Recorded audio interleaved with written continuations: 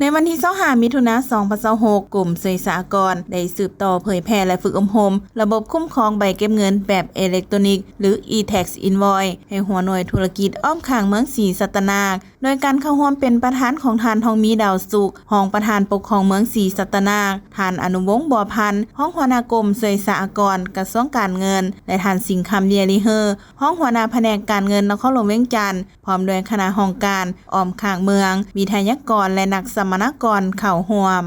การจัดฝึกอบรมในครั้งนี้ก็แม่นเพื่อเฮ็ดให้การคุ้มครองรายรับมีความยืนยงโดยเน้นใส่ความสำคัญการพันขยายกฎหมายว่าโดยอากรมูลค่าเพิ่มสำหรับปรับปรุงหับประกันให้การคุ้มครองและติดตามการขยายฐานรายรับของหัวหน่วยธุรกิจเข้าสู่ระบบอย่างเป็นเอกภาพในขอบเขตทั่วประเทศระบบ e-tax invoice จะช่วยให้หัวหน่วยธุรกิจสามารถติดตามและกวดกาการซื้อขายได้อย่างเป็นระบบและถูกต้องตามกฎหมายทั้งคุ้มครองและกวดกาธุรกรรมการซื้อขายของวิสาหกิจได้อย่างชัดเจนและเป็นเอกภาพขยายฐานรายรับโดยดึงเอาหัวหน่วยนอกระบบให้เข้าสู่ระบบอากรมูลค่าเพิ่มสร้างความโปร่งใสและลดพรการเสื่อมอำพันธอากรอำนวยความสะดวกในการแจ้งอากรและการส่งคืนให้ว่องไวขึ้นและเชื่อมโยงข้อมูลแบบเรียลไทม์เพื่อเพิ่มประสิทธิภาพและประสิทธิผลการจัดตั้งปฏิบัติเวียกงานคุ้มครองการจัดเก็บรายรับของเมืองศรีสัตนาคมีลักษณะเฉพาะสภาพเศรษฐกิจสังคมของเมืองมีท่าก้าวการขยายตัวอย่างต่อเนื่อง